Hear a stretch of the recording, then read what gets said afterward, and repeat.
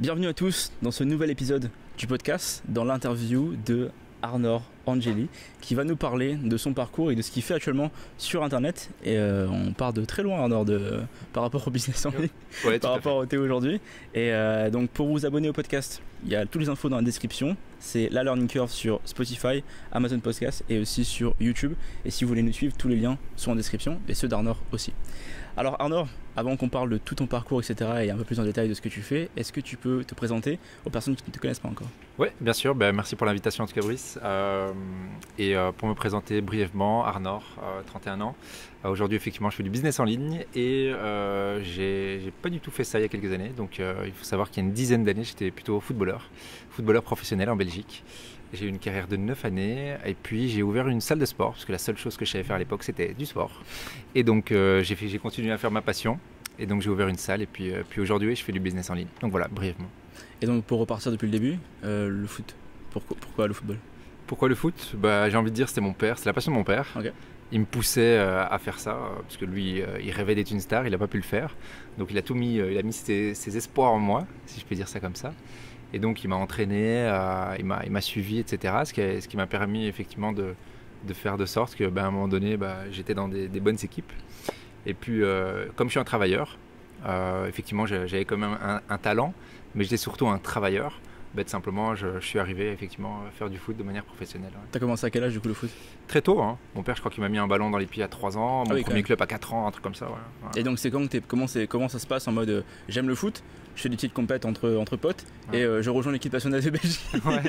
comment on en arrive là ? Ouais, clairement. J'ai envie de dire le travail à nouveau, mais c'est clair que vers l'âge de 16-17 ans, là ça commence à se préciser, tu dois faire un choix, tu vas dire ok, où tu vas all-in dans le football et tu te focuses, tu te donnes toutes les chances de pouvoir y arriver, ou bien tu continues tes études, tu fais comme de manière traditionnelle, les filles, les sorties, etc. Et non, moi je me suis dit ok, j'ai une porte d'entrée. Je suis pas mauvais, j'ai un contrat qui est déjà là ouvert pour moi, let's go, all-in. Parce que là il y a eu un choix, donc il y avait l'école. Ouais. Et le football. Ouais, tout à fait. Tu devais aller quoi tu avais une sortie scolaire, une porte où tu devais aller à part le football ? Non, moi en fait j'avais pas. Le truc c'est que moi j'ai jamais eu une révélation de quelque chose que je voulais faire. Ouais. Je sais pas moi, cosmonaute, médecin, vétérinaire, j'ai pas eu vraiment quelque chose comme ça. Et donc footballeur. Même pas. Même pas. C'est juste que j'étais là-dedans, mon père m'a poussé là-dedans, mais moi j'avais jamais eu une envie spécifique, tu vois, de devenir quelqu'un dans quelque chose, tu vois, de très précis en tout cas. Par contre, je savais que j'allais devenir quelqu'un dans quelque chose à un moment donné. Et donc non, j'étais doué là-dedans, j'étais travailleur, ça se passait bien. Donc tout simplement, il y a le club dans lequel j'étais quand j'avais 17 ans, s'est dit ok, le petit là, il est pas mal, donc on va lui proposer un contrat. Donc à 17 ans, j'étais en dernière année de secondaire en Belgique, comme on appelle, donc ce que vous appelez en France le bac. Ouais, okay. Et donc dans ma dernière année, donc dans le bac, on me propose un contrat et donc je finis mon année et à la clé, à la sortie, j'ai un contrat professionnel de football. D'accord. Donc c'est pour ça que oui, je me suis dit ok, all-in football. Et donc là, t'avais quel âge ? T'avais 17 ans, tu m'as dit. 17 ans. Ok. Ouais. Et c'est quand que t'es passé en équipe nationale ? Alors donc moi j'ai fait toutes mes classes en équipe nationale. Il faut savoir que donc que ce soit en Belgique ou ailleurs en France, peu importe où, tu joues dans un club, plus tu peux représenter ton équipe nationale. Et donc moi j'ai joué dans les équipes nationales de tous les âges, jusqu'à effectivement mes 21 ans. D'accord. C'est ce que j'ai fait. Ouais. Et donc à 21 ans, donc est-ce que là, moi je veux venir à l'histoire de comment est-ce qu'on affronte Cristiano Ronaldo.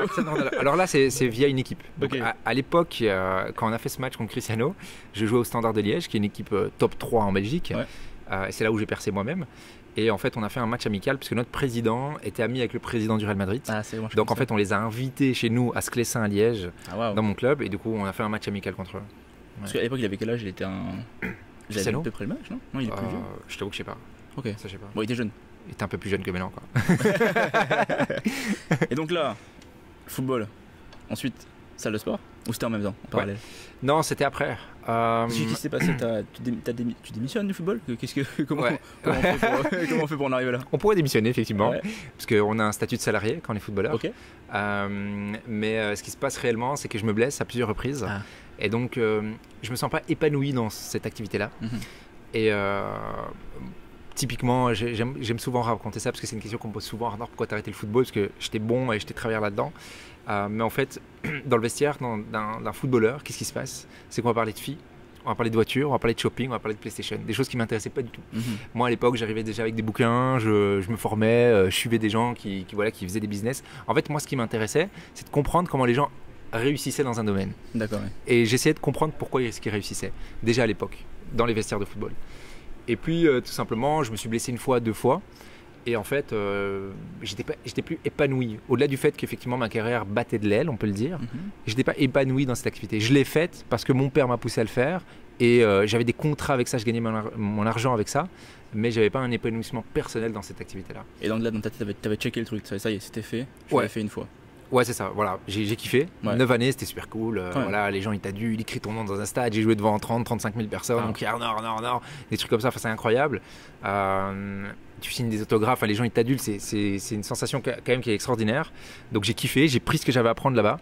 Mais par contre, ouais, c'était pas ça la finalité pour moi. Il y a quelque chose d'autre qui m'attendait, de beaucoup plus intéressant humainement. T'as déjà été reconnu dans la rue en ce moment pour le football? Ouais, bien sûr. Encore, ouais, en Belgique, il y a des gens qui peuvent m'arrêter, qui peuvent se souvenir de moi, ou ça me fout des portes. Pour le football ou pour le business en ce moment, les gens te reconnaissent? Maintenant c'est plus pour le business. Maintenant, dernièrement, dis-toi Brice, j'ai été, tu sais, près de chez moi, il y a sur un coin comme ça, il y a un nouveau shop qui vend des cookies. Ouais. Et je vais là-bas et la dame elle me regarde, elle me donne mon cookie et puis elle me regardait de l'œil et puis mais c'est pas vous monsieur immobilier?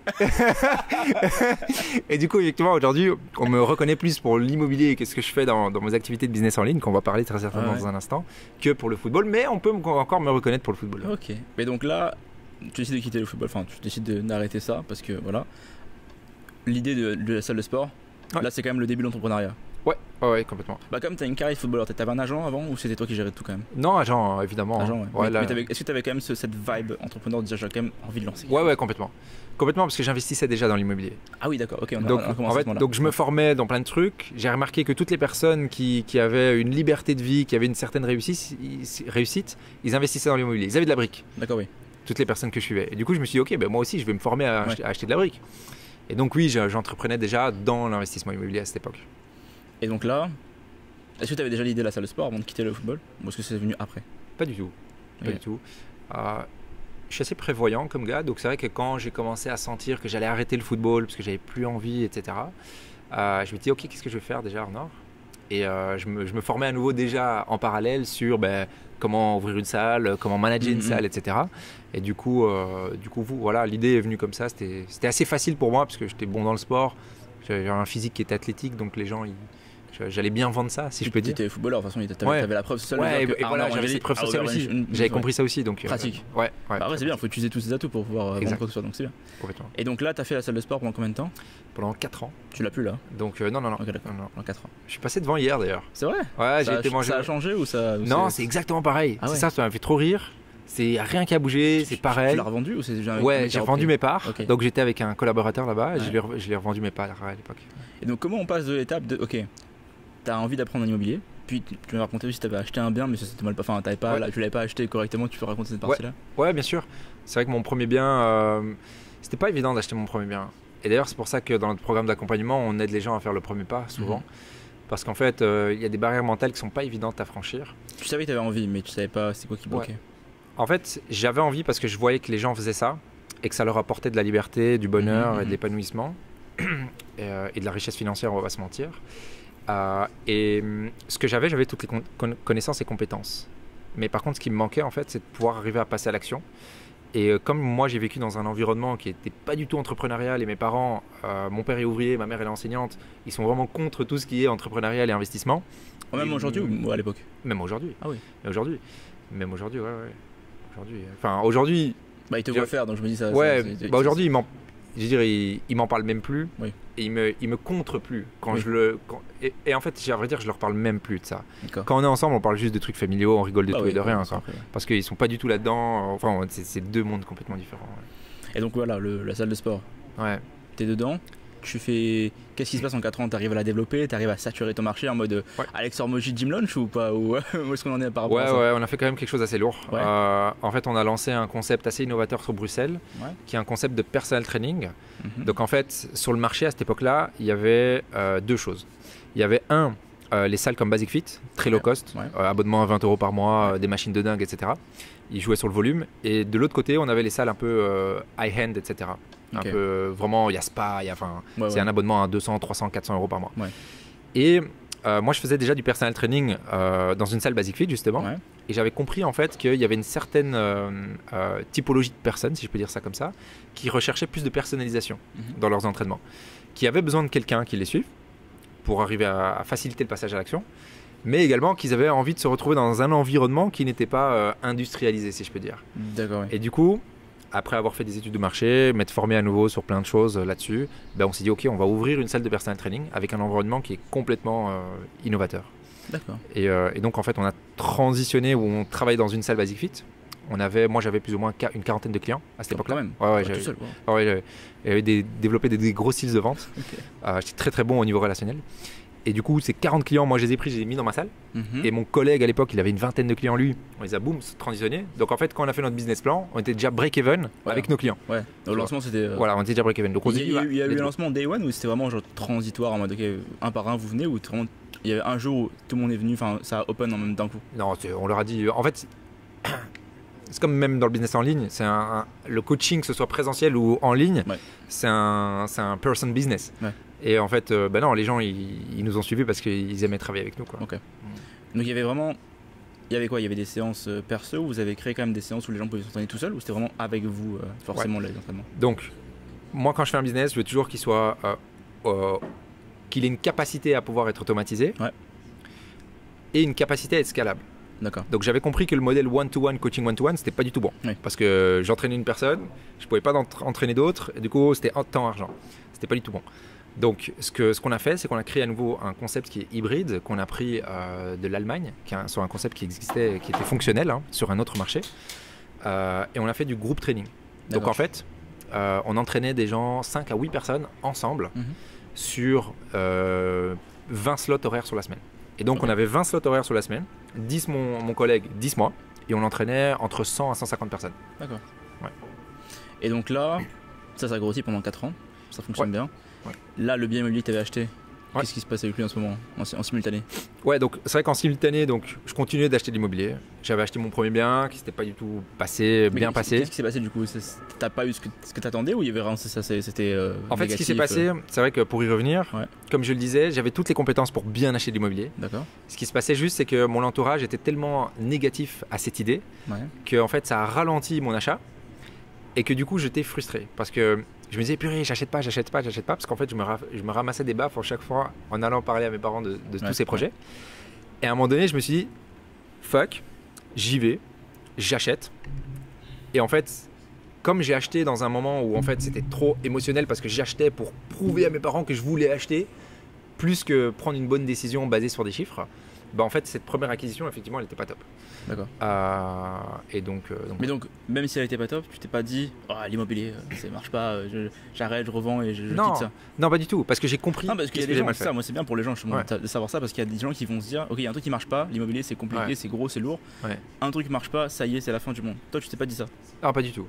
Pas du tout, parce que j'avais analysé ce qui s'est mal passé. J'avais compris qu'en fait, mes prises de décision étaient basées sur des émotions, il y avait des choses que j'avais pas bien faites. Et non, j'ai pas lâché du tout, quoi. Donc là, qu'est-ce qui s'est passé après? Tu t'es dit, bon, je vais refaire le move, mais en fixant ce qui était pas bon. Ouais, c'est ça. Donc j'ai analysé qu'il y avait des choses que j'avais pas bien faites, comme prise de décision trop émotionnelle, acheter dans un trop grand immeuble, enfin, tous des critères purement techniques. Et donc oui, j'ai analysé ce que j'ai mal fait, et puis j'ai fait un autre achat. Et de cet achat-là, j'ai acheté tous les ans, minimum un bien, entre 1 et 3 biens, tous les ans. Et donc là, ça pendant les 4 ans de salle, en simultané de ça, en fait. Complètement. En fait, pour moi, l'immobilier, encore aujourd'hui, j'ai jamais touché l'argent de mon immobilier. Ok, waouh. Parce que pour moi, c'est intéressant ça. Donc, là, depuis le début? Ouais, depuis 12 ans que je fais de l'immobilier, j'ai jamais touché un loyer pour vivre. Waouh. Parce qu'en fait, pour moi, l'immobilier, j'avais compris que c'était une ressource qui pouvait m'enrichir maintenant, mais j'avais pas spécialement besoin de cet argent parce que j'avais toujours une activité professionnelle à côté. C'est intéressant. Donc, ça. Je faisais grossir pour continuellement investir, en fait, continuellement faire grossir. Vraiment sur un projet extrêmement long terme. Ouais, on peut le dire. Ouais. Même si t'as fait du Airbnb, colocation, qui étaient des trucs court terme, toi ta vision était long terme. Ouais, clairement. D'accord. Long terme, je veux dire oui, non, dans le sens où moi, il y a toujours une phrase que je dis, et d'ailleurs c'est mon branding sur mon business, c'est la pension à 35 ans. Ça veut dire que moi, j'ai toujours eu cet objectif d'à 35 ans, vivre avec les revenus et les ressources que j'aurais créées. D'accord. Avant mes 35 ans. Ouais. Et c'est pour ça que j'étais prêt à manger du riz tous les jours entre mes 17 à 35 ans. D'accord. mais quand même, quand je dis long terme, c'est que tu avais la vision de dire ok, c'est pas avec le premier bien immobilier que je vais faire des loyers et que je vais commencer à vivre de ça, quoi. Tu t'es pas dit je vais acheter un bien immobilier, ça va générer des loyers et je vais vivre avec ces loyers là maintenant, il faut que ce soit mes revenus, quoi. Ouais, non, j'ai jamais eu cette vision-là. D'accord. Ouais. Non, ça c'est intéressant. Parce qu'il y a beaucoup de gens qui investissent du coup en immobilier pour vraiment avoir directement un bien et vouloir vivre de ses premiers 500 € par mois. Ouais, c'est ça. Toi, à ce niveau-là, tu penserais que c'est mieux de prendre cet argent-là pour pouvoir l'utiliser comme levier pour investir dans le deuxième et puis complètement. Nous, c'est ce qu'on conseille. Parce qu'effectivement, tout le monde peut acheter un bien immobilier, ou 2 ou 3. Mais par contre, créer un patrimoine qui va mettre toi-même d'abord à l'abri, ainsi que tes parents et ta famille, pour plusieurs générations, c'est pas 2, 3, 4, 5 biens qu'il faut acheter. C'est une dizaine, peut-être une vingtaine. Et donc oui, moi c'était dans cette optique-là. Et donc là, t'as continué pendant 4 ans. Qu'est-ce qui a fait quitter la salle de sport ? Les chiffres, tout simplement. Donc on faisait plus ou moins 20, 25 000... On est en quelle année là ? Les années là, je sais pas, bon, moi j'ai on mémoire, est avant Covid. Ouais, c'est avant Covid. C'est juste avant Covid. C'est ça. Ouais, c'est juste avant Covid. Il y a un élément déclencheur. Voilà, c'est bien. Je pense que... donc oui, ce qui se passe, c'est les chiffres. Hein. Donc j'ai arrêté la salle pour... non, 2 raisons du coup. Les chiffres et le Covid. D'accord. Je vais expliquer le Covid, mais d'abord les chiffres. On faisait plus ou moins 20-25 000 € de chiffre d'affaires. On avait un loyer... Mensuel. Ouais, mensuel. On avait un loyer, on avait des employés, on avait des coûts, etc. On vivait bien, on se dégageait un peu de bénéfices, on se payait nos prestations, c'était pas mal. Mais je me dis, attends, Arnor, tu fais toute cette énergie, qu'on s'entende bien, je travaillais pas de ouf, mais voilà, pour moi c'était quand même beaucoup d'énergie. Déjà encore. Ouais, mais plus beaucoup. D'accord. Ouais, plus beaucoup. T'avais pris le rôle CEO ? Ouais, vraiment, j'étais quand même déjà un peu out. D'accord. Et j'aimais bien le contact, j'ai fait un beau réseau encore quand même, donc j'aimais bien le contact, je le faisais encore un petit peu de coaching one-to-one quand même, et de groupe.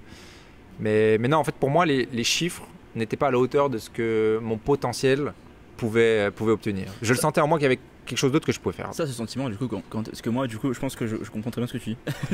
C'est à un moment donné, on se rend compte que, tiens, on a plus de capacités que ce qu'on gagne. Ouais, tout à fait. Ça vient... Tu savais dès le début ou tu savais avec le temps ? Est-ce que j'avais une question par rapport à ça. Est-ce que tu penses que parce que tu sais que avec le football, t'as su que même partant de zéro, t'as eu tout le potentiel pour arriver en équipe nationale belge. Est-ce qu'avec ce sentiment-là, quand tu repars en business, tu te dis ok, je sais que je peux faire plus, tu vois ?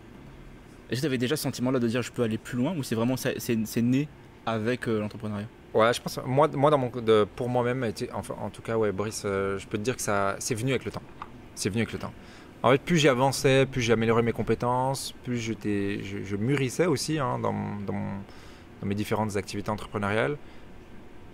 Plus chaque fois que je franchissais un petit step, je me disais mais je peux pousser un peu plus loin. Et Arnor, toi aussi tu pourrais faire plus de grandes choses encore. Donc ouais.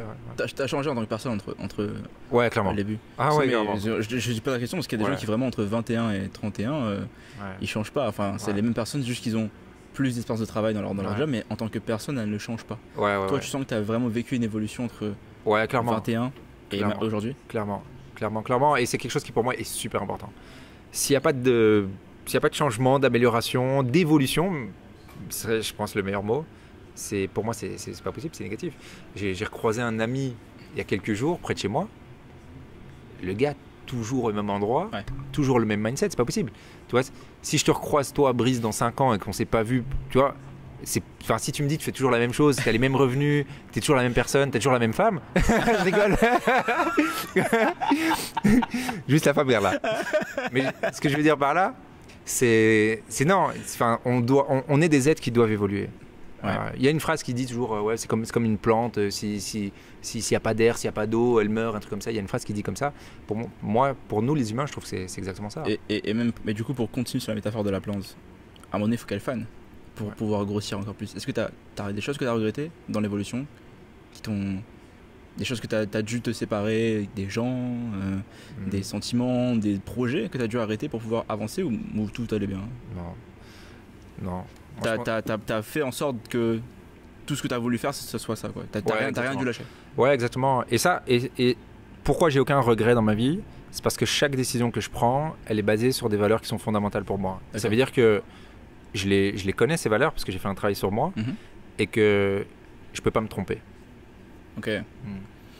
Dans les décisions. Dans les décisions, je peux pas me tromper. Dans ce que tu veux faire. Exactement. D'accord. Juste pour être sûr que c'est genre, si les gens, tu prends une décision mais c'est pas la bonne forcément, c'est pas grave, c'est une décision qui est consciente, on va dire. Ouais, exactement. C'est ça, okay. Exactement. Covid pour la salle de sport, qu'est-ce qui s'est passé du coup, deuxième raison? Ouais, donc la deuxième raison, effectivement, Covid. Donc à ce moment-là, je comprends en fait qu'un business physique, c'est fragile. On nous stoppe tout. On doit encore payer un loyer. À l'époque, on avait un loyer de 3 500 € tous les mois. Ouais. On devait le payer, on n'avait aucun revenu. On avait des backups, hein, mais on avait de l'argent, etc. C'était pas un problème. Mais au niveau business, en tout cas, on se met pas bien. Et donc, je comprends qu'on est fragile. Et donc, simplement, je me dis, mais c'est pas possible. Parce que là, tout d'un coup, tout s'arrête. Tout s'est arrêté. Tout s'arrête. Ouais. Du jour au lendemain. Tout s'arrête. Ouais. Wow. On passe de 25 000 à 0. Exactement. Waouh. Wow. Ouais. C'était quoi l'état mental que là à ce moment-là qu'est-ce qui se passe? En fait, l'avantage, c'est que quand tu fais de l'immobilier, tu as toujours un backup. Ça veut dire que moi, j'ai des revenus de l'immobilier et comme je l'ai dit il y a quelques minutes, je suis toujours quelqu'un qui anticipe les problèmes. Ça veut dire qu'à partir du moment où le Covid, on a commencé à le sentir, même s'il est venu de manière assez brusque, 2 jours après, j'étais dans ma chambre en train de créer un programme online, tu vois. Ok, quand même. Donc, ça aussi, c'est un truc intéressant, le temps de réaction. Ouais, ça, c'est une grosse capacité. Parce que tu avais deux choses. Tu m'as dit, tu anticipes, donc tu as quand même un temps de réflexion avant, mais le temps d'application est rapide. Il y a quand même deux mouvements. Il y a un mouvement qui est, je dirais pas lent, mais il y a quand même un mouvement d'anticipation, mais le temps de déploiement est rapide. Ça, je pense que c'est vraiment un avantage dans le business de pouvoir avoir un turnover. Clairement. Sans ça, tu penses que tu n'aurais pas été là aujourd'hui? Je pense que c'est un trait, en tout cas, relativement positif pour quelqu'un qui fait du business. C'est que quand il faut faire quelque chose, on le fait tout de suite. On n'attend pas 2 semaines ou la flemme ou le truc. Ça permet quoi d'aller vite? Ça permet tout simplement de passer à l'action sur une information qui nous a été donnée. On la traite directement, on la teste pour effectivement récolter une information qui nous permet de se dire, ok, est-ce qu'on est dans le bon, est-ce qu'on n'est pas dans le bon, est-ce qu'on adapte, est-ce qu'on change? Mais au moins on avance. En fait, c'est juste une question d'avancer, en fait. C'est ça, tu vois. Mais si tu es toujours passif ou toujours dans la procrastination, en fait, il n'y a pas d'avancée, il n'y a pas d'évolution. Ouais. Et donc là, Covid, 2 jours après, dans ta chambre, en train de créer un programme en ligne. À quel moment tu t'es dit, je suis en capacité de pouvoir former des gens en immobilier?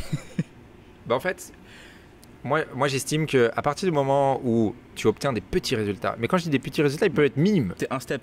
Ouais, après quelqu'un. Un step devant quelqu'un, peu importe. Tu sais comment trouver le financement, voilà, tu sais comment trouver un bien. Ouais. Et ça peut être dans l'immobilier ou n'importe quoi, quoi d'autre. J'estime qu'en fait, c'est quelque chose que tu peux déjà aider des gens. Parce qu'à la base de lancer un programme en ligne, c'est d'abord de pouvoir aider une communauté. Et donc moi je me sentais complètement prêt parce que j'avais une méthodologie qui était fonctionnelle. Je le faisais pour moi-même. Donc je me dis ok, ça fonctionne pour moi. Pourquoi pas? Et j'ai des potes à gauche à droite qui me disent donne-nous des tips et tout. Donc je me dis ok, let's go. Je vais aider plus de gens. Parce que je sais qu'il y a beaucoup de gens qui du coup lancent des programmes en ligne, du coaching, et il y a toujours cette peur de charger de l'argent, tu sais, parce que forcément quand tu commences. Toi avec ton background du coup d'avoir été dans une salle de sport et d'avoir déjà chargé des gens, facturé des gens, t'avais un avantage là-dessus, du coup t'avais pas peur de demander de l'argent pour être formé en immobilier? Ouais, clairement. Après c'est vrai que le prix a vachement évolué. On part de combien au début? Au début je l'ai commercialisé juste la formation, 497 €. Ouais, ça commence toujours comme ça. Ouais, c'est ça. Et là on est à combien aujourd'hui? Et là, 5 000, plus ou moins 5 000. D'accord. Donc on a pris un x10 en une année sur le prix. Mais parce qu'on a eu des résultats. Les gens ont compris la valeur, parce que là ton programme il fonctionne encore et t'es dans le top 3 en Belgique. On va pas dire la place, mais t'es dans le top 3 en Belgique actuellement de la formation immobilière. Ouais, on peut le dire. En Belgique. Ça, on dit pas parce que comme ça le podcast après au fur et à mesure on va pouvoir être premier un jour très vite, indépendamment de comment vous écoutez ça, peut-être dans une semaine. Et donc à ce moment-là tu commences la formation immobilière. On est début Belgique. Début Covid pardon. Ouais. Comment on trouve des clients à ce moment-là en début Covid quand tout le monde a peur? Alors en fait ce qui se passe c'est que moi je fais le contenu. Donc je commence pas forcément du meilleur côté avant de maintenant avec tout ce que je connais et les compétences en vente et en marketing, je commence pas de la meilleure manière, mais en fait c'est toujours pareil. Quand quelqu'un veut lancer quelque chose en ligne, il a toujours quelque chose en tête, il a toujours une idée de vouloir aider, et alors il va toujours commencer par le contenu. Moi j'ai commencé par le contenu. Quand tu dis contenu, c'est c'est créer des non, vraiment le contenu de formation. D'accord. Donc c'est vraiment moi ce que j'ai créé pendant ces 2 semaines de Covid, c'est vraiment ma méthodologie qui est dans ma tête et que j'utilise moi pour mes propres investissements. Je la mets sur une plateforme, Systemio. D'accord. Donc voilà, je la mets sur Systemio, elle est là et voilà, et je suis super fier. Donc là, t'es content, t'as créé la formation. Voilà. Mais il n'y a pas de client encore. Exactement. Exactement. Je suis super content. Je suis super fier et tout. Elle est magnifique, ma formation. J'en parle à ma fiancée. Super. Elle est fière de moi, elle aussi. Et donc, oui, à ce stade-là, pas de client. Je me dis, ok, bon, c'est bien tout ça. Ces 2 semaines, on les a mis à profit, mais comment est-ce qu'on monétise cette histoire maintenant? Et du coup. Est-ce que tu avais accès à la formation sur un sujet déjà ou pas encore? C'était l'investissement immobilier locatif. Bon, t'as pu changer après le métier de hook et tout. Ouais, tout à fait. Donc ouais, et puis comment est-ce que j'ai trouvé mes premiers clients? Le réseau, les amis? Dans mon réseau, ouais c'est ça. Donc je commence à me former sur justement toute la partie plutôt marketing, vente. Je commence à comprendre que c'est quand même quelque chose qui est important. Et donc ouais, j'en parle autour de moi. J'en parle à des potes sur Facebook, j'en parle à des potes quand je les vois, etc. Et puis ouais, il y a un pote qui achète, il y a un deuxième pote qui achète. Du coup, je fais quelques ventes comme ça. Comment on convainc des gens que d'un coup on fait la formation immobilière? C'est quoi le thought process en français, la manière de penser qui amène toi à te dire je vais aller démarcher un ami pour potentiellement le déranger, mais finalement pour potentiellement lui vendre quelque chose et le pitcher l'idée en fait que d'un coup tu formes un immobilier. Comment on en arrive là?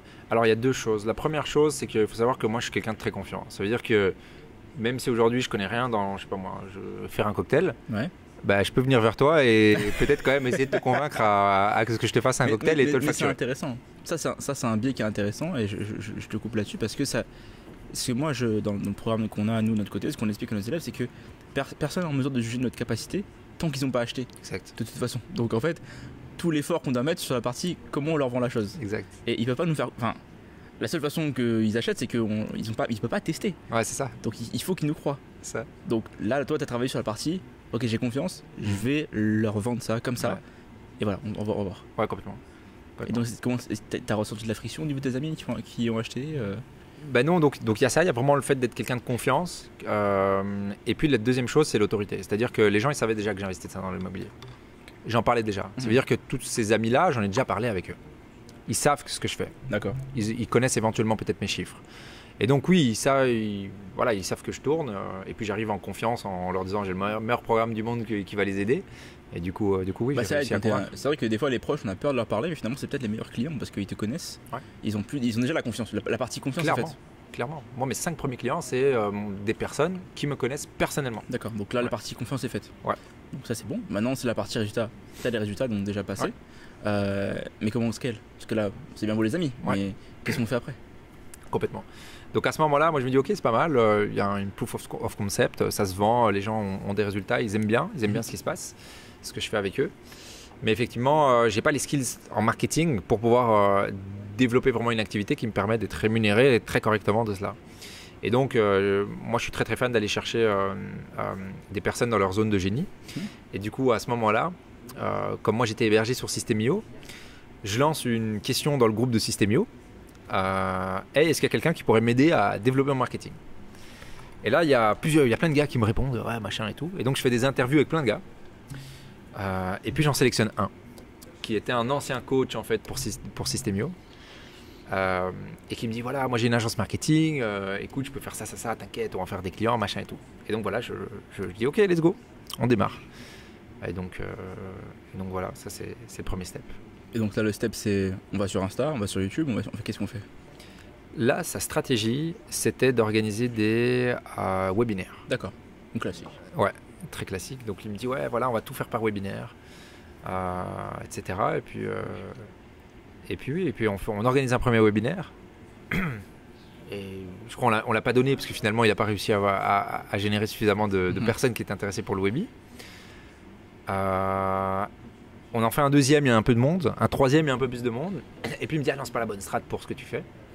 Donc on change de stratégie, mais genre après, je crois, 1 mois et demi. Tu vois. À ce moment-là, on essaie de vendre quoi, le 497 encore, ou est-ce qu'on avait changé de prix déjà? Non, on avait fait un peu évoluer l'offre, légèrement. Et c'était prise de rendez-vous sur le webinaire ou c'était vraiment je vends en live? C'était effectivement prise de rendez-vous. D'accord. Prise de rendez-vous, et c'était moi qui derrière réceptionnais un rendez-vous pour vendre l'offre. Il n'y avait pas encore assez de volume de façon pour eux. Exactement. Et puis, qu'est-ce qu'on a fait Là, on est en quel mois de l'année 2021? Ça c'est bien je pense. Ça, hein. Je sais pas te dire les mois. On est au milieu, on est je sais pas au début. Je sais pas te dire. Ok. Donc là, on est sur cette partie-là, webinaire. Qu'est-ce qui se passe après? Comment on arrive sur Instagram? Comment on est sur Instagram? Comment on en arrive à dire bon, on va faire des posts sur Instagram, on va trouver les gens là-bas en setting? Alors en fait, ce qui se passe, c'est que cette personne-là, donc, elle me tourne un peu à gauche, à droite, sur différentes stratégies, mais je sais pas, je me sens pas aligné avec chaque fois ce qu'il me demande, etc. Et du coup, à un moment donné, je me fais targeter par une personne qui dit comment sa ad, c'était quoi? C'était comment générer des appels de vente pour ton offre en consulting, en coaching en ligne, de manière organique sans pub. Très précis. Voilà. Donc c'était ça, je m'en souviens, parce que c'est quelque chose c'est un déclencheur pour moi. Ouais. Et donc cette personne, gauche, fait un appel de vente avec lui, j'achète son service. Et en fait, il m'aide à tout simplement à avoir un tunnel marketing qui va enfin convertir des prospects. Ouais. Parce que jusque-là, ouais, t'avais déjà une page de vente avec... J'avais des pages, j'avais des emails, il n'y avait pas le concept. J'avais plein de trucs, on avait plein de trucs qui étaient super beaux. Mais c'était nul, ça convertissait pas. Le gars m'a rapporté 0 client. Ça c'est intéressant ce que tu dis, parce qu'il y a beaucoup de gens qui veulent attendre de faire un site super beau, super clean, des logos. Ouais. Tu as vu nos pages d'opt-in qu'on a en ce moment. Là on est en 2023 quand on parle, on est en juin 2023. Ouais. On a des pages d'opt-in. Ouais. Et t'as l'impression qu'on vient de commencer sur internet, et pourtant c'est ce qui convertit le mieux. Exact. Donc c'est vrai qu'il y a la partie où les gens veulent toujours faire bien les choses, plutôt que de tester des choses et d'améliorer au fur et à mesure. Tout à fait. Ça, tu l'as remarqué sur le truc. Ouais, clairement. Et donc là, t'as plein d'assets. T'as un gars qui te dit faut faire des tunnels de vente pour pouvoir vendre. Tu fais un tunnel. À partir de là, qu'est-ce qui se passe? Donc en fait, sa stratégie, elle était tellement sensée pour moi. Donc c'est la stratégie en fait qu'on utilise encore aujourd'hui majoritairement. Sauf que voilà, on l'a bien poussée, elle a bien amélioré. Mais en fait, c'est une stratégie qui te dit ok, tu fais arriver du trafic vers une chaîne, vers une plateforme, Facebook ou Instagram. Le groupe Facebook. Voilà. Tu crées du contenu, principalement à valeur. Comme ça, tu montres que tu es une personne d'autorité et tu crées de la relation avec ton audience. Et puis tu parles avec eux. Et tu leur proposes de booker un appel et puis tu leur vends l'offre. Donc en fait, ça c'est la stratégie qui me paraît pour moi hyper simple. Et me dit mais ça a du sens en fait. Parce que moi, comment j'avais converti mes premiers clients, c'était les personnes qui me connaissaient, c'était les personnes qui avaient confiance en moi. Okay. Et ça me paraissait sensé parce que ça revenait à créer de la confiance à des personnes qui me connaissaient pas pour leur vendre une offre. Et donc grâce à ça, je me souviens, à l'époque on était à Milan avec ma fiancée parce que j'avais décidé de la suivre. Et il y avait eu 3 mois avant ça où j'avais travaillé avec l'autre personne, 0 résultat. Et là, en 1 mois, je fais 16 000 € de vente via cette stratégie-là. Tout seul. C'est pas collected, vente? Ouais, non, collecté. Collecté. Collecté. Et donc grâce à ça, tu fais ça. Là, tu te dis, déclic. Ouais. Si je mets plus d'efforts, exact. plus de résultats. Voilà, exactement. C'est ce qui s'est passé? Voilà, ouais, exactement. Donc là, tout simplement, je me dis, ok, let's go, on continue. Et là, je commence à faire du setting comme un malade, moi, toute la journée. Donc, je me crée vraiment une structure de setting. Je me crée une structure pour poster des contenus, etc. Je me crée des systèmes organiques pour faire arriver du trafic. Et puis, je m'améliore en vente. Et donc oui, ça se passe, quoi. Ça se passe. Je crois que je fais donc 16 000 le premier mois. Le deuxième, je dois faire 20. Et puis 20, 21, 20, 21. Et puis, je suis là. Je suis là tout seul. Donc je suis tout seul et je suis là. Ouais. Tu sens que tu stagnais? Je sentais qu'en fait, T'étais pas en croissance? Ouais, j'étais pas en croissance en fait. Tu vois. T'arrivais à faire les mêmes types. T'arrivais à trouver des personnes, mais juste pour remplir le mois, quoi. Ouais, c'est ça. C'est un peu en mode survie, tu vois. Ouais. Tu le fais parce que ok, ça fonctionne, mais t'as pas un système vraiment qui te permet d'envoyer vraiment la sauce, quoi. D'être sérieux sur le marché. Et comment on en arrive du coup à faire des publicités? Du coup, je me dis ok, il faut que je m'entoure d'autres personnes. Tu t'es pas dit à ce moment-là, je vais apprendre la publicité pour le faire moi-même? Non. En fait, aucun moment tu t'es dit. En fait, ça, pour moi, c'était un truc tellement compliqué. Tu vois. Okay. Je sais pas pourquoi. Dans ma tête, je me suis dit ça, c'est un truc compliqué, c'est un truc de geek. Je sais pas. J'avais cette vision-là, tu vois. Okay. Et puis. Genre j'avais plus que Instagram avec le setting et tout, c'était vraiment plus ouais, genre moi Facebook et tout, les pubs Facebook me disaient mais c'est un truc hyper compliqué ce truc. Ouais. Mais je regarde quand même un peu de vidéos, tu vois. Ouais. Et j'accroche pas du tout. Genre je me souviens que il y avait plein de gars sur YouTube comment faire des ads et tout, des trainings de 1 heure et tout. Ouais. Je regarde mais vraiment le truc il me prend pas du tout, tu vois. Je dis vraiment ça c'est le genre de truc que je baille. Je préfère payer un gars qui va me faire mes pubs, qui va bien le faire, qui va mieux le faire, qui va prendre plaisir à le faire que moi de le faire. Et je préfère prendre moins de marge que de le faire moi-même. Et donc ouais, ça c'était l'état d'esprit dans lequel j'étais. Ouais. À ce moment-là, est-ce que parce que je sais qu'il y a une notion qui revient souvent dans la formation en ligne du coaching. Tu suis d'autres coachs immobiliers, forcément. Tu as d'autres gens que tu suis au Canada, Florian, du coup, ça qu'on s'est rencontrés. D'autres gens, tes concurrents.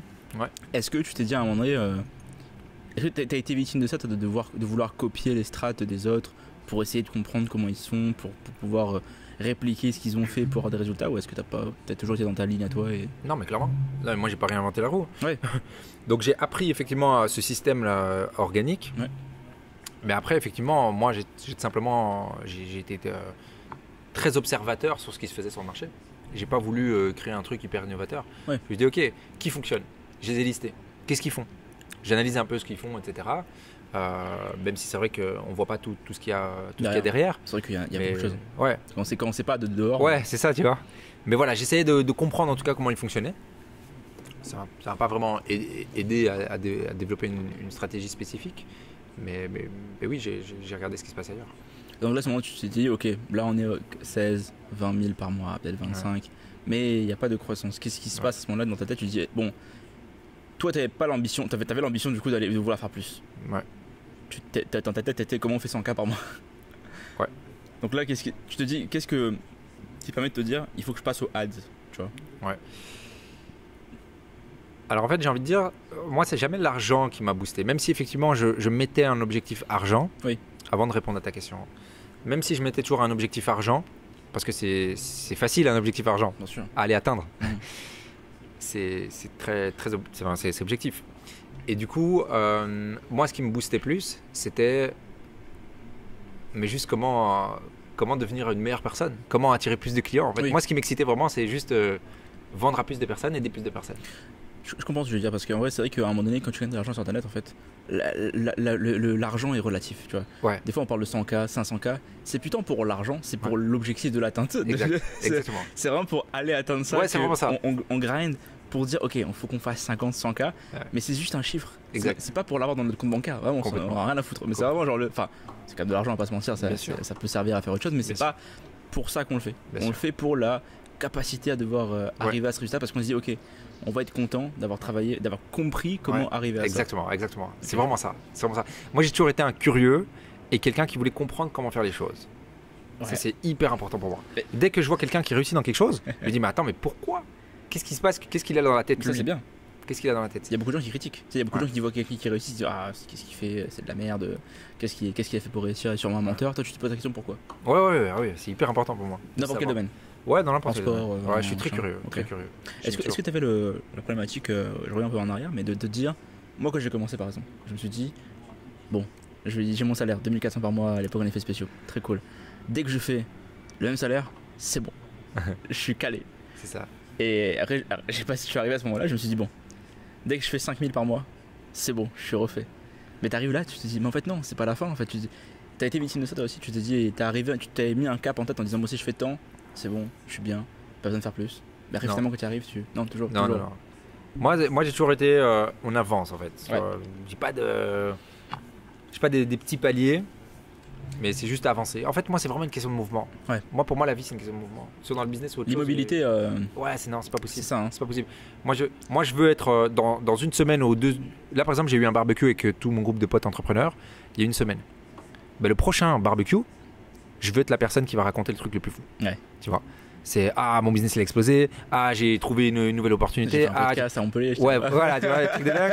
Donc non, je veux rester dans le mouvement. C'est important pour moi. C'est un peu comme tu sais certains c'est les requins, je pense qu'ils peuvent pas survivre s'ils bougent pas, je pense dans l'eau, tu vois. On a besoin de bouger pour survivre. Ouais. Toi t'es pas dans l'état d'esprit pour l'instant, je pense, de faire un business qui est stable et qui est qui fait sa life, qui paye ses salariés tous les mois de façon stable. On est en plus à chaque fois dans la croissance, tu vois. Qu'est-ce que toi, selon toi, la prise de risque, à quel point c'est important dans le business? Parce que tu sais, des fois, là, mettons, tu fais 10K, 20K par mois, par exemple, tous les mois. À quel point tu te dis, on doit vraiment réinvestir tout pour avancer? À quel point c'est important ou à quel point pour toi, il faut faire attention? C'est quoi ta philosophie là-dessus par rapport à la croissance? En fait, je comprends que le meilleur investissement qu'on peut faire, il y en a deux. C'est un en soi. parce que les compétences qu'on acquérit, elles partent pas. L'argent peut partir, mais les compétences, elles peuvent pas partir. C'est-à-dire que tu peux toujours tout recréer. Ouais. Et la deuxième chose, c'est effectivement capitaliser sur son business et investir dans son business. Alors, bon, il faut prendre les bonnes décisions, hein. C'est pas qu'il faut investir pour investir. Mais oui, je comprends en tout cas que voilà, il faut pouvoir capitaliser sur son business si on veut grandir. Et comme dans l'immobilier, l'argent que je fais dans mon business, et parfois je te le dis toujours, hein, quand par exemple tu me dis on augmente le budget ads, etc. Et je dis mais moi en fait il n'y a jamais de souci à faire ça, très souvent. Pourquoi ? Parce qu'en fait l'argent c'est très rare que je le touche. Ouais. C'est très rare que, par exemple, je sais pas, si j'ai 20K de bénéfices par exemple ce mois-ci, que je vive avec les 20K. Non, tu vois. C'est 20K pour la boîte. Ouais, c'est ça, c'est 20K la boîte. Allez, peut-être, je sais pas, je vais peut-être utiliser un peu pour payer mon loyer, un peu pour ça. Peut-être si on a été chez Apple, je vais acheter d'autres trucs. Mais je vais jamais faire des folies ou jamais me dire, ouais, je vis avec mes 20K. C'est non. Cet argent-là, en fait, je veux vraiment continuer de l'utiliser pour faire grossir. Comme mon immobilier, je le fais grossir, mon business, je le fais grossir. C'est un peu comme de l'eau que tu pour alimenter une plante, tu vas nurture au fur et à mesure. Ouais. Tu vas arroser ton business avec cet argent-là pour pouvoir le faire grossir encore plus. Ouais, bien sûr, parce que c'est une question de levier. En fait, si aujourd'hui, moi, dans la boîte, je fais 20K de bénéfices nets avant impôt, c'est 20K. J'ai le luxe de pouvoir me dire, ok, tu sais quoi, viens, on fait un test, moi aussi, Brice. On augmente un peu plus de ads. Ouais. Ou tu sais quoi, viens, je m'achète un programme à 70 000 $ l'année, tu vois. Et là, moi, je capitalise sur mon business. Et comme ça, je le fais grossir. Alors que si ce bénéfice net, je l'utilise pour vivre. Tu crames tes trucs.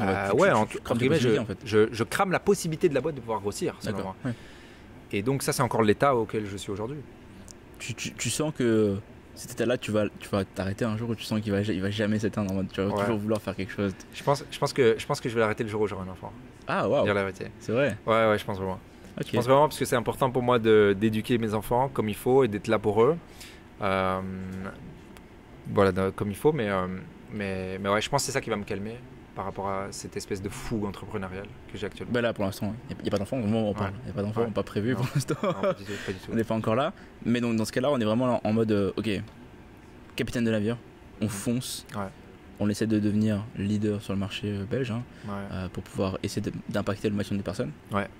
Je reviens sur l'époque du coup de l'Ads. Ouais. Toi, tu suis Florian, que vous avez déjà vu en interview sur ce podcast, qui est au Canada. Lui, il fait plusieurs millions par année. Ouais. Quand tu le vois, lui, qu'est-ce que tu t'es dit ? Parce qu'en fait, on s'est rencontrés grâce à ça. Ouais, tout à fait. Il m'a mis en story, je pense que tu m'as contacté grâce à ça. Ouais, c'est grâce à ça. Et donc, c'est quoi les connexions mentales que tu t'es faites en disant, ok, il y a quelqu'un qui fait quelque chose, je vais voir comment est-ce qu'on peut faire la même chose. C'était quoi le processus ? En fait, moi, je connaissais pas les chiffres de Flo. Ouais.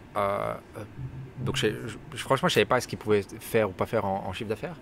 Je le sais pas aujourd'hui non plus, mais effectivement je vois, en fait la première fois que je t'avais vu, j'ai été targeté par tes ads pour justement ton programme Reborn aujourd'hui. Donc attends, juste pour les gens, moi j'ai un programme d'accompagnement pour expliquer aux gens comment faire du community management et du media buying, c'est-à-dire de comment faire des publicités en ligne pour les entreprises. C'est ça. Et donc nous on recrute des gens sur la partie comment devenir libre financièrement grâce à la publicité. Donc t'as vu ça ? Ouais, c'est ça. T'as vu la pub Lamborghini ? Voilà, la Lamborghini. Voilà. Moi j'ai vu ça, ça a attiré mon œil, je l'ai vu plusieurs fois. Ouais.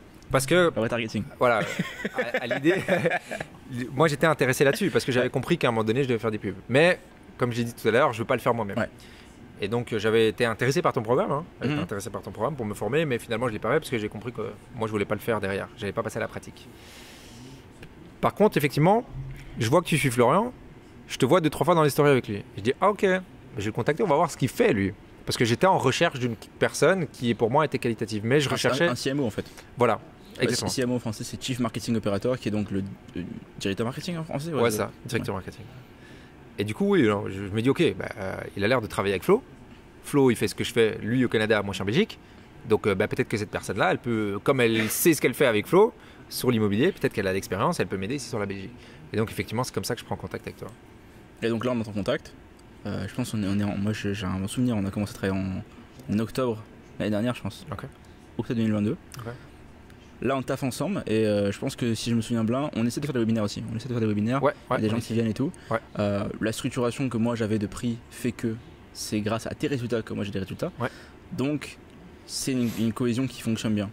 Mais là, en termes de collaboration avec des professionnels, tu vois, mettons, oublie que j'existe. Ouais. On parle de moi, mais oublie que j'existe, dans le sens où qu'est-ce qui a fait qu'on collabore depuis ce temps-là ensemble et qu'on continue à collaborer, qu'on a des nouveaux projets qui avancent, etc. Ouais. Qu'est-ce qui fait que par rapport à l'autre gars qui fait des webinaires ou d'autres gens, on continue à collaborer ensemble? Ouais. Alors, la première chose, c'est... Moi, je travaille... Dans la vie, on a toujours une question de feeling, une question de truc. Et moi, les premières fois où j'ai vu tes ads, les premières fois où je t'ai vu, je t'ai entendu parler, j'ai directement une connexion avec toi. C'est vraiment un truc bizarre. et donc, voilà, je t'ai trouvé très... Voilà, tout simplement une connexion comme ça entre toi et moi, alors qu'on ne se connaissait pas. Ouais. Ça, c'était la première chose. Et puis ensuite, ce qui fait que aujourd'hui, on travaille encore ensemble et qu'on a démarré ensemble, c'est simplement que y a des résultats qui sont arrivés. Il y a du travail qui est effectué surtout. Il y a aussi... en fait, moi, ce que j'attends d'un collaborateur, c'est de l'énergie, c'est de la disponibilité. C'est-à-dire que quand je demande quelque chose, il ne faut pas me revenir 2 semaines après en me disant qu'il est fait. Moi, je veux que tu passes à l'action parce que moi-même, je suis comme ça. Oui. Et donc, moi, c'est ce que j'attends de mes collaborateurs. Et tout simplement, je me suis retrouvé dans tout ce qui se passait dans cette collaboration. C'est important pour moi aussi de rappeler aux gens qu'effectivement, quand vous allez... Non, donc moi, j'ai une agence de marketing, tu vois. Ouais. C'est bien beau d'acquérir des clients, d'acquérir des gens avec qui on va bâtir des relations, mais ouais, le plus important, c'est quand même... la partie après, c'est d'avoir des résultats. Il faut être impliqué parce que vraiment, les résultats dépendent de cette collaboration-là. Toi, tu n'aurais pas travaillé avec moi pendant... tout ce temps-là si finalement on n'aurait pas eu de résultat, tu vois. Ouais. Le but c'est vraiment d'abord de créer la relation et d'apporter les résultats. Et évidemment je pense qu'il y a une grosse partie aussi que les gens oublient forcément, c'est la partie créer des relations, parce que voilà, tu vois, j'ai pas un service de service après-vente, tu vois. Genre, ouais, clairement. Ouais, on se parle sur Slack, ouais. On se parle sur WhatsApp, ouais. C'est la disponibilité aussi, dépendamment de la structure de la boîte, forcément. Mais je pense que de founders à founders, tu vois, de CEO à CEO, quand il y a des décisions à prendre, c'est sûr que c'est beaucoup plus rapide. Et je pense que là, ça revenait à ce que tu me disais au début, la rapidité d'exécution, tu vois. Ouais. Ça, je pense, c'est ce qui a fait qu'on arrive à fonctionner, parce qu'on a une strat, ok. Concrètement, une fois qu'on a compris ce qu'on veut faire, une fois que je pose beaucoup de questions et on revient avec beaucoup d'idées, beaucoup de questionnements d'aller-retour. Ouais. Une fois qu'on sait, on le déploie vite. Ça, c'est intéressant. Et je pense que la collaboration qu'on a, qui est de ok, Arnor, j'ai besoin de telle vidéo pour tel truc, fais-moi 5 vidéos, ok, les vidéos elles sortent le lendemain, bam, on fait des looms, nanana. Ouais. Tout ça sort et tout ça permet de pouvoir tester rapidement et de comprendre le marché. Exact. Et ce que j'aime bien, du coup, par dans la collaboration que j'ai avec mes autres clients aussi, c'est pour ma part, ce qui est intéressant, c'est que toi, tu écoutes. Tu vois, t'as beaucoup de fondateurs qui vont pas écouter. On a beaucoup de gens qui vont pas écouter les conseils, alors que tu vois, on a le recul là-dessus. Mais c'est bien de pouvoir travailler avec des gens qui vont écouter ce qu'on a à dire et vont appliquer ce qu'on a à dire. Parce que ton offre, elle a beaucoup changé entre quand on a commencé ensemble et aujourd'hui. Ouais. Il y a beaucoup de choses que moi, j'ai pris du marché canadien et de ce que moi, je voyais sur le marché américain, qu'on a implémenté chez toi, qui fonctionne. Je suis très content parce que du coup, ça fonctionne et qu'on voit que ça fonctionne bien. Et tu es très ouvert aux stratégies. Donc ça, c'est super bien. Est-ce que tu penses que pour les gens qui se lancent dans le business en ligne ou qui se lancent dans l'entrepreneuriat en général, tu vois, à quel point il faut mettre son ego de côté pour réussir? En fait, souvent les personnes confondent en fait ego et personnalité. Et pour moi, l'ego c'est quelque chose qui est négatif. Par contre, avoir de la personnalité, c'est quelque chose qui est positif. Comment tu compares les deux? Comment tu définis? En fait, pour moi, l'ego, c'est justement une personne qui va être trop fermée justement sur de l'ouverture d'esprit ou des suggestions qu'on pourrait lui faire, etc. Donc une personne en fait qui va toujours croire que en fait c'est lui qui a la parole. Comme c'est le business owner, c'est le CEO, on va faire ça. Ouais, c'est ça. J'ai vu ça, je fais ça. Voilà, c'est ça. Un peu la meilleure personne du monde. Ça c'est l'ego. Et la personnalité, c'est plutôt la personne qui peut être un leader. C'est une personne qui va pouvoir justement se faire petit, même s'il est grand. C'est quand on voit toutes les personnes importantes, les Elon Musk et autres. Je suis certain qu'on va boire un verre avec eux tranquille, quoi. Ils vont parler, ils vont être ouverts. Ça va pas être des personnes qui vont être hautaines ou des personnes qui vont justement avoir un ego. Et donc oui, pour moi l'ego il a pas lieu d'être si on veut bien fonctionner en business en tout cas. C'est quelque chose de négatif pour moi l'ego. Donc ça c'est la partie front de la clientèle, l'acquisition de business. La partie back-end du coup, la livraison. Toi c'est quoi ton programme? T'es en constante amélioration. Tu as quand même un bon service pour tes élèves. À quel point c'est important pour toi d'avoir un bon service pour les membres de ton programme? En fait, j'ai réalisé qu'on avait un bon service le jour où mon deuxième mentor, il m'a posé la question: Arnor, c'est quoi ton refund rate? Donc c'est le pourcentage de remboursement que tu as. Et je dis franchement, je crois qu'on n'a jamais remboursé quelqu'un. Et il me dit quoi? Et je fais ouais. Et il me dit mais c'est une dinguerie, ton service c'est une folie. Et en fait ça c'était la statistique qui lui permettait de comprendre lui dans son business si son service il devait l'améliorer ou pas. Et donc moi je me dis putain, c'est pas mal en fait ce qu'on fait. Et en fait, moi je suis très américain dans le mindset, c'est-à-dire que quand je vends quelque chose à quelqu'un, s'il me dit qu'il est pas content, je vais personnellement interagir avec lui pour trouver une solution pour qu'il soit content. C'est improbable pour moi que la personne parle en mal du service que je lui offre. Je comprends ça. On avait des gens qui parlaient, on avait des problèmes de recouvrement, machin administratif. Ça se fait aller-retour entre l'assistance et la personne. J'ai intervenu pour me dire, je suis intervenu pour me dire, ok, bon, qu'est-ce qui se passe? On va régler le problème. Tu vois, mais on est impliqué pour aider nos élèves. Et t'as dit mentalité américaine. Comment c'est quoi la différence que tu fais par rapport à la mentalité autre qui est européenne? C'est-à-dire qu'en Amérique, c'est le service. Il fonctionne via tips. C'est-à-dire qu'en Amérique, si t'as pas un service qui est hautement qualitatif, t'as pas ton tips. Ou t'as peu, ou t'as moins. Et du coup, moi, ce que j'aime bien quand je vais aux États-Unis, c'est justement cette qualité de service qu'on t'offre dans les bars, dans les restaurants ou peu importe autre. Tu vois, c'est toujours sourire, c'est toujours on vient vers toi, on t'aide, on t'accompagne dans tes démarches. Parce que leur gros salaire vient du pourboire. Du pourboire, que tu donnes. Et donc voilà, et puis c'est très connu que les Américains, ils font toujours de sorte que tout se passe bien au niveau des services qu'ils délivrent. Alors que voilà, moi par exemple où j'habite, voilà, le service il est pas bon, les gens ils tirent la gueule, etc. No way, tu leur donnes pas de tips quoi. On fonctionne déjà pas comme ça, mais en plus de ça, tu leur donnes pas quoi. Ils font le strict minimum. Tu dirais que le voyage ça t'a beaucoup aidé dans le business? Ouais, énormément. Énormément. Et ça c'est Iman qui le dit. Iman Gadzhi. Ouais, Iman Gadzhi. Mon formateur à moi à la base. Ouais. il a dit un truc qui pour moi. Il a 22 ans lui. Ouais, incroyable. Il est plus jeune que moi, mais il nous envoie des punchlines. Il nous envoie des punchlines de dingue. Et non, il a dit quoi? Il a dit, en fait, il avait une vidéo sur les 7 dépenses qu'on peut faire sur YouTube. Elle est sur son YouTube, allez la voir, elle est incroyable. Et dans ces 7 dépenses, une de ses meilleures dépenses qu'il dit qu'on doit faire, c'est les voyages. Et en fait, il a trop raison. Qui un jour a regretté d'avoir voyagé? C'est vrai ça. Moi, je connais personne. En fait, quand tu voyages, tu rencontres des nouvelles personnes. Alors, quand on parle de voyage, sortir de son pays, sortir de son cercle ou sortir de sa commune, comment tu définis voyage? D'autres cultures? Alors, c'est vrai que ça dépend de quel pays, parce que bon. Non, mais juste d'autres cultures. Mettons, tu voyages. Est-ce que toi, tu vois est-ce que tu considères comme un voyage aller en France? Ouais. Ok, quand même. Ouais. Même si tu es en Belgique, aller en France, c'est un voyage. Sortir de sa ville, tu vois. Aux États-Unis, tu habites à New York et tu vas au Texas, tu es dans le même pays. Ah oui, c'est pas pareil. Mais Liège, Mons, Bruxelles. Il y a des petites différences, mais c'est vrai qu'en soi, c'est pareil. Mais voilà, je dirais, allez, pour généraliser, sortir du pays. D'accord. Donc pour moi, à partir du moment où tu voyages en sortant de ton pays, tu peux pas avoir mal dépensé de l'argent. Tu vas rencontrer des nouvelles personnes, tu vas comprendre de nouvelles cultures, tu vas découvrir des nouveaux paysages, tu vas voir des choses que tu n'as jamais vues. Et en fait, tout ça, ça nourrit ton esprit. Oui. Par exemple, si j'étais jamais parti... Pas que business, on parle de tout. En tant que personne, je sais pas, si tu vis toujours dans la même ville de tes 0 à 80 ans, ben, tu vas rater ta vie pour moi. Okay. Tu peux pas être quelqu'un d'ouvert, tu peux pas être quelqu'un qui aura évolué, justement. On a parlé beaucoup d'évolution. Pour moi, ça, c'est pas possible, quoi. Quand tu vas... En fait, moi, j'ai envie d'être sur mon lit de mort, mon dernier jour, et me dire, j'ai tout compris, en fait. J'ai tout compris, j'ai tout vu sur la Terre. Sans regret. Et j'ai pu choisir le style de vie que je voulais. Ça, c'est vrai, ça. Tu vois, j'ai pu avoir choisi où je voulais vivre, parce que j'ai eu toutes les cartes devant moi. J'ai pu sélectionner les personnes avec qui je voulais être, parce que j'ai compris qu'il y avait des personnes différentes ou des cultures, des religions différentes. Du coup, je me suis mis moi-même dans un groupe que j'ai sélectionné, tu vois. En fait, j'ai juste envie d'avoir le choix, la liberté d'avoir le choix. On fait tout ça pour ça. On fait tout ça pour avoir le choix, justement. On fait pas.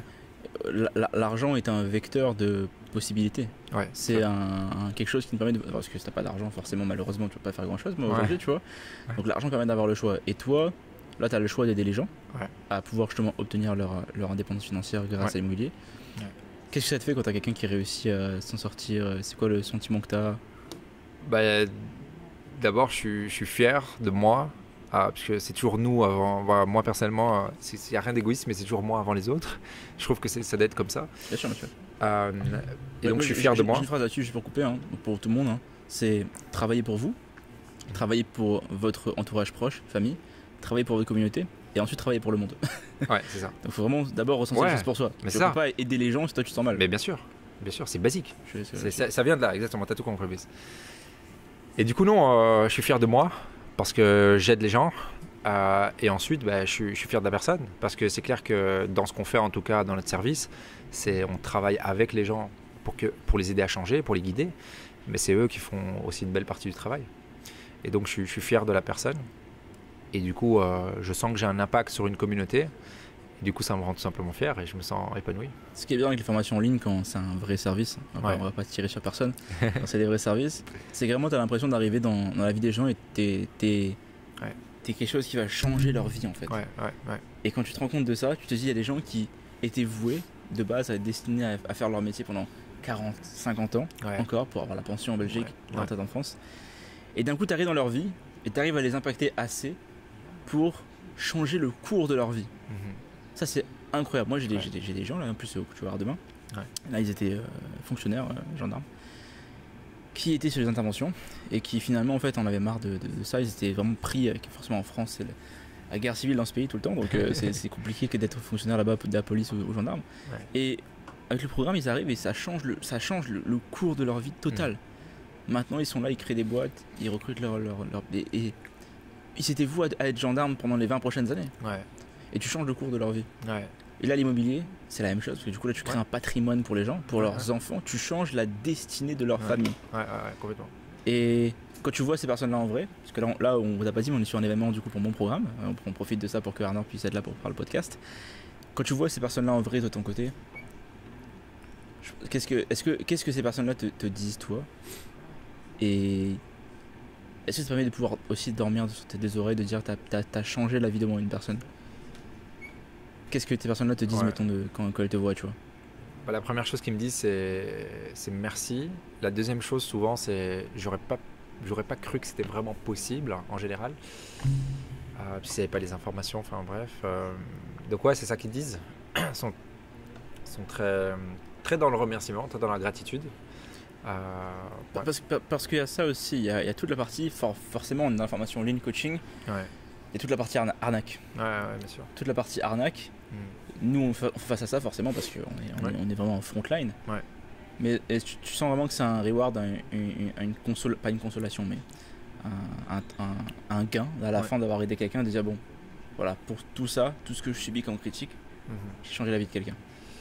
Non, je t'avoue que moi, la critique, ça c'est quelque chose, grâce au foot, j'ai toujours bien pu l'absorber. Ah ouais? Ouais.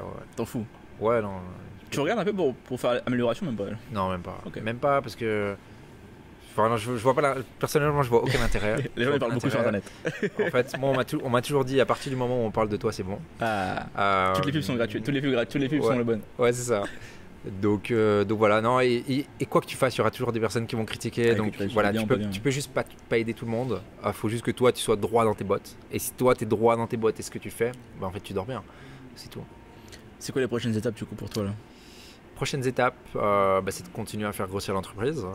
Donc on a un objectif chiffré, effectivement, je peux le dire, qui est d'aller chercher les 100 cas collectés sur le mois. On ne lâchera pas tant que cet objectif n'est pas réalisé. On fera un update de ce podcast dans quelques mois quand on y sera. C'est quoi l'objectif? C'est ça quoi. Très certainement. Donc non, ça c'est l'objectif purement chiffré pour mon business en ligne ici.